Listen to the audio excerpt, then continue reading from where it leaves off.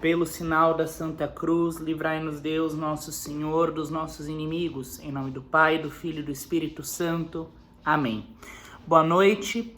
Eu começo com esse vídeo uma série de estudos da Divina Comédia, canto a canto, e fazendo uma reflexão sobre cada um dos cantos. Eu vou colocar links para materiais que eu uso. Eu vou tentar não deixar esses estudos tão acadêmicos, até porque eu não sou um acadêmico de literatura. Eu vou tentar trazer a parte mais espiritual católica. Por que esse livro é importante? Algumas citações, por exemplo, do Papa São João Paulo II. A arte de Dante evoca emoções altíssimas e grandes convicções, e prova a capacidade de instilar coragem e esperança, guiando o homem contemporâneo nas dificuldades existenciais, na busca pela verdade que não conhece fim. Só explicando uma coisa, tem dois professores, o Joseph Lutzi e o Christian Dupont, que eles têm um programa que eles fizeram durante a pandemia, que eles comentavam canto por canto. E uma história especialmente tocante que um deles conta durante esse programa, que ele explica como ele perdeu a esposa quando ele estava preparando um livro sobre a Divina Comédia. E ele fala dessa primeira parte da história, que Dante está vagando por aquela selva tenebrosa, ele não sabe exatamente como ele chegou até ali, e ele fala da vida dele, né? Como ele se sente. Por isso que eu acho importante fazer essa série de conversas falando de como a Divina Comédia pode afetar a nossa vida. E ele fala que o dia que a esposa dele faleceu num acidente, ele acordou, foi dar aula lá na universidade, e ele acordou pai, né, e marido, e a esposa faleceu naquele dia. Então ele fala assim, eu terminei meu dia viúvo e sem a minha filha. Então, num instante, né, você acorda e você vai dormir, a vida dele mudou completamente. Não se trata aqui de sentimentalismo, mas de entender a aplicação prática na vida. Isso é uma coisa importante. Então, o que é dito, eu não sei qual dos professores que faz esse comentário, mas ele fala da noção cristã em comparação com uma noção mais gnóstica e platônica. A ideia de que a noção platônica é que o conhecimento ele liberta, e através dessa libertação por meio do conhecimento, você atinge a beatitude, você se salva. A noção cristã, e como a gente está falando de Dante, cristã católica, ela é um pouco além disso, porque Jesus diz, conhecereis a verdade e a verdade vos libertarás. Mas o que é a verdade? Como diria Pilatos, né? Quides veritas. E se você... É uma coisa curiosa, né? Um amigo me contou, você mexe as letras dessa expressão de Pilatos, né? Quides veritas, forma a expressão em latim, né? É o homem que está à tua frente.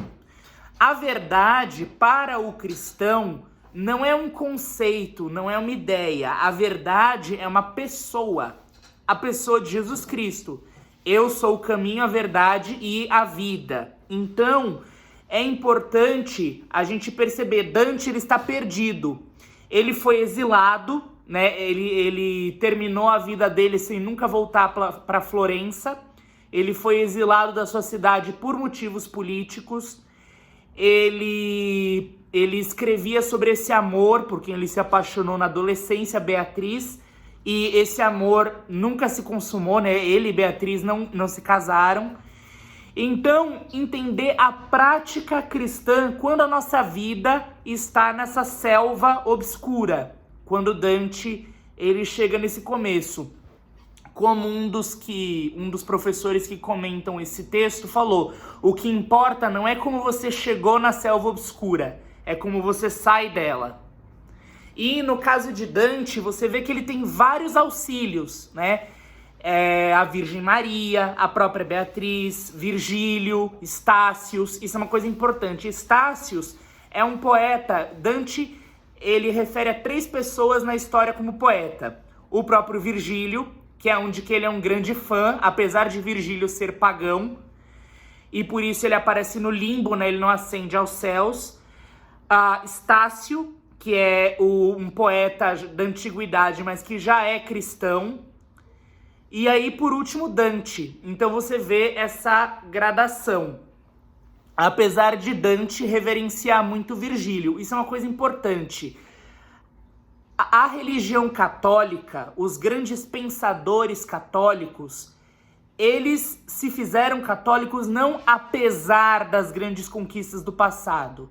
Eles souberam incorporar essas grandes conquistas do passado. Eu não lembro, tem algum grande padre de Alexandria, eu não lembro qual era o nome dele, que ele escreveu Ad Adolescens, né, uma epístola para os adolescentes. E ele, isso naquela época, né, os primeiros séculos do cristianismo, ele falava, o cristão, ele é como a abelha, ele passa pelo mundo de flor em flor, mas ele recolhe de cada flor só o que é necessário para fazer o mel. Isso é uma coisa importante. Então, se nós vivemos em um mundo onde nós temos pensadores extremamente avessos à Igreja Católica, pensadores liberais, maçônicos, pensadores comunistas, pensadoras feministas, todo tipo de gente, é importante que nós consigamos tirar dessas pessoas apenas o que é útil para a edificação do nosso ser e para a salvação das nossas almas. Temos de ler essas pessoas porque a vida nos exige para o trabalho, para os estudos, mas é importante que nós só incorporemos dessas pessoas o que vai ser produtivo para a nossa vida e para a nossa fé. Falando agora do Papa Bento XVI, um documento chamado Deus Caritas Est, ele fala especificamente de Dante Alighieri. Ele fala, queremos expressar para o nosso tempo e para a nossa existência algo daquilo que Dante corajosamente afirmou em sua visão.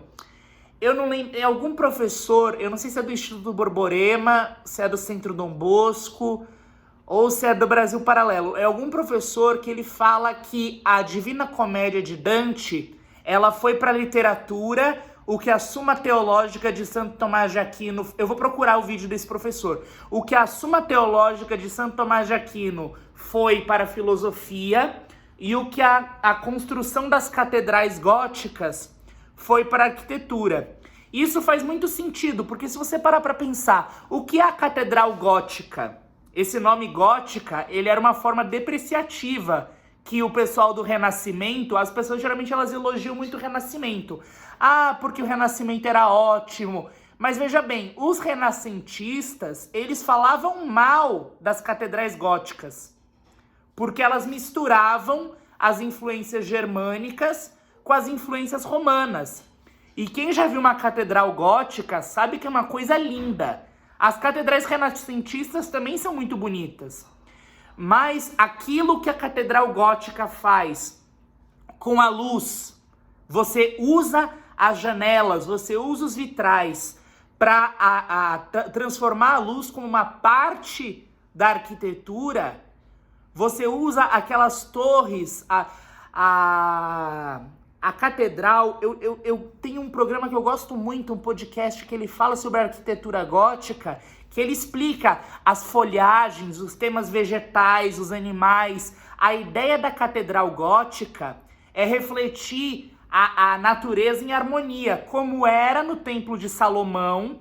O Templo de Salomão também usava figuras vegetais, animais, de anjos, e remetia o Templo de Salomão ao Jardim do Éden.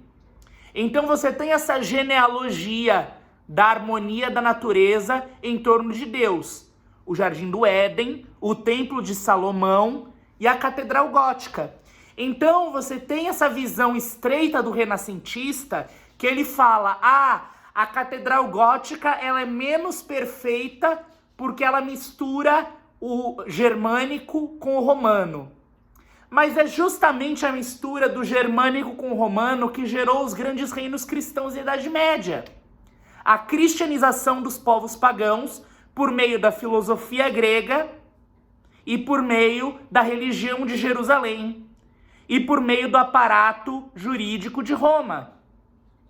Então, isso é uma mistura extremamente boa, extremamente benéfica. Da mesma forma, a gente vê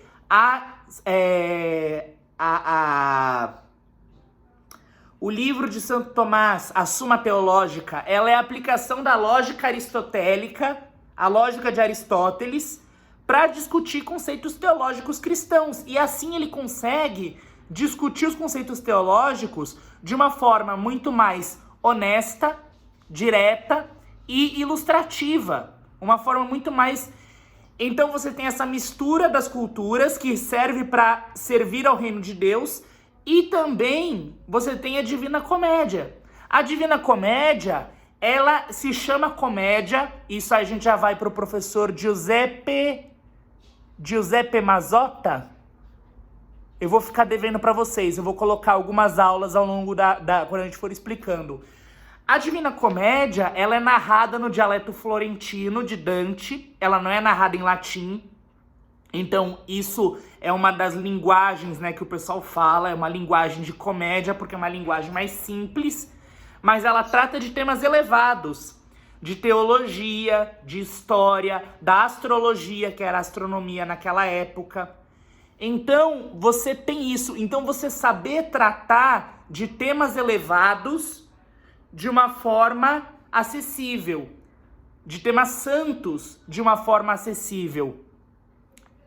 Umas últimas considerações que eu queria falar, também é uma comédia por conta do final feliz, né? A ideia de que, por mais que as coisas estejam pesadas e tristes, o Senhor, ele pode transformar nossa vida numa comédia. Algumas coisas importantes, né? Se fala do desejo, a comparação de desejo e cupidez. A ideia, cupiditas, né? Santo Agostinho, ele fala bem do desejo. Ele fala que o desejo, você perceber que você não está bem, que falta alguma coisa na sua vida, leva você a buscar a Deus, a querer essa completude. E hoje em dia é muito comum, né? A gente usa desejo sempre pensando numa coisa muito carnal, né? Às vezes o desejo sexual, às vezes sonho de consumo, né? A gente fala muito sonho de consumo. Então, o consumo da ganância, mas a questão é assim, você tem um desejo bom, você tem um desejo positivo que te leva pra frente. Até o próprio desejo sexual dentro do casamento. É bom que marido e mulher se desejem, é uma coisa positiva. E a cupidez, quando fala Santo Agostinho, que é aquela fome insaciável, que é a loba, né? Que Dante, ele aparece 3 grandes monstros que se interpõem no seu caminho e que não deixam que ele avance, subindo a ditosa montanha do purgatório.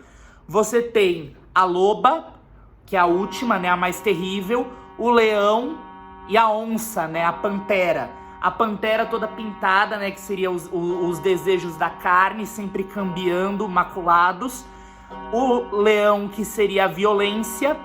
E a loba, que seria a fraude, né, e essa fome insaciável, essa avareza.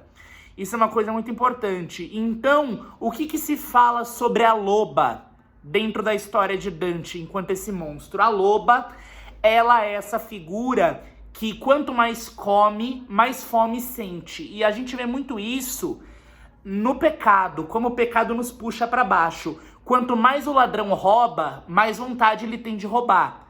Quanto mais o perverso realiza abusos, mais vontade ele tem de abusar. Quanto mais o fraudador comete fraudes, mais ele tem que continuar cometendo fraudes para manter aquela primeira fraude que ele fez. Quanto mais o violento agride, mais ele tem que ser violento. E, de novo, eu tô falando de violência pecaminosa, não tô falando de violência de autodefesa, né? Ou da violência necessária para se buscar a Deus. Então, a gente tem isso. Então, isso é uma coisa muito importante da gente colocar. Existe um desejo bom, que nos leva na direção a Deus, e existe esse desejo mal orientado, que é o desejo da cupidez. Os dois são relatados por Santo Agostinho.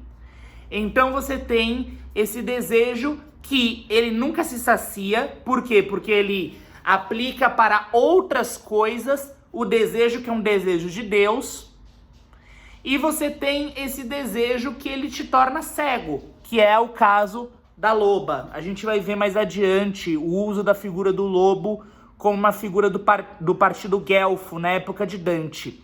Uma última coisa que eu queria colocar é a figura dos Lazzaroni. Por que eu achei interessante a figura dos Lazzaroni? Os Lazzaroni, eles eram... Você tinha na época da Revolução Francesa, quem gosta de história da igreja e sabe como a igreja foi perseguida pelos revolucionários franceses, os revolucionários franceses eles se apoiavam numa classe chamada os sans-culottes, que eles eram basicamente essa classe média baixa, não eram pobres, não eram mendigos, né? E era basicamente que os Lazzaroni eram na Itália, né? Você tinha os Lazzaroni, que eles eram... Os Lazzaroni, eles eram antirrepublicanos, eles eram católicos, eles eram leais aos Bourbons. E os sans-culottes, eles eram republicanos, revolucionários e ajudaram a revolução a derrubar. Por que eu tô falando isso? Porque os Lazzaroni, eles juravam em nome de Virgílio, né? Então é uma coisa que os meus estudos sobre essa história mostraram, que os Lazzaroni, eles tinham esse desejo de algo mais elevado, né? Então eles gostavam de Virgílio, apesar de serem pobres e terem pouco letramento, mas a gente vê muito hoje em dia, né? Você tem católicos que falam da guerra cultural, que falam da busca de um imaginário mais puro, que é uma coisa boa, tá? Eu estou endossando isso. É importante a busca pela liturgia correta, bem celebrada. É importante a busca pela literatura clássica. É importante a busca por igrejas bonitas, belas. Mas é importante o estudo do latim, o estudo de Santo Tomás. Mais uma coisa interessante, esses Lazzaroni, que eram leais aos Bourbons, que eram católicos, que eram monarquistas, esses Lazzaroni, tão logo veio um rei fraco, eles se aliaram a Garibaldi. Eles receberam Garibaldi de braços abertos. Garibaldi, que era um inimigo da igreja. Então isso é uma coisa muito importante. Então, nós temos católicos que estão buscando a verdade, que estão buscando o bem, mas quando aquela pessoa que os lidera é fraca, fraqueja na fé, abandona o reto caminho, eles estão dispostos a seguir a próxima pessoa bem formada, bem instruída e que tenha carisma. E essa pessoa às vezes é até um inimigo da igreja. Então isso é uma coisa a se considerar. Então, muito cuidado. Formação, sim. Excelência, sim. Mas eu não lembro agora se são os donatistas. Teve alguma heresia na história da igreja que dizia que somente os sacramentos celebrados por padres que fossem moralmente perfeitos eram válidos. Gente, isso é uma coisa importante. Um padre ruim continua sendo um padre. Deve ser corrigido, deve ser edificado, devemos rezar por ele, mas não devemos faltar com respeito que o sacramento lhe coloca. Isso é uma coisa muito importante. Respeitar a hierarquia da igreja e orar por ela. Isso é uma coisa muito importante. Não cair na heresia, mesmo que o seu pároco seja um herege. Nesse caso, eu recomendo que você procure uma outra paróquia. Se não for possível, reze pelo seu pároco. Mas é importante dizer, mesmo ele sendo um herege, ele foi ordenado por Cristo. E ele vai prestar contas disso. Bom, gente, eu espero que tenha sido útil para vocês. Eu pesquisei bastante para fazer esse vídeo. Eu pretendo colocar algumas das minhas fontes conforme eu for fazendo. Não sou um acadêmico estudioso de Dante, mas eu espero que isso edifique a fé de vocês. Em nome do Pai, do Filho e do Espírito Santo. Amém. Virgem Maria, Mãe de Nosso Senhor Jesus Cristo, Senhora do mundo, nós pedimos que nos ilumine nesse vale de lágrimas e nos leve a aceitar os bons conselhos daqueles que estão comprometidos com o Senhor e com a sua igreja. Em nome do Pai, do Filho e do Espírito Santo. Amém. Diletíssimo São José, rogai por nós.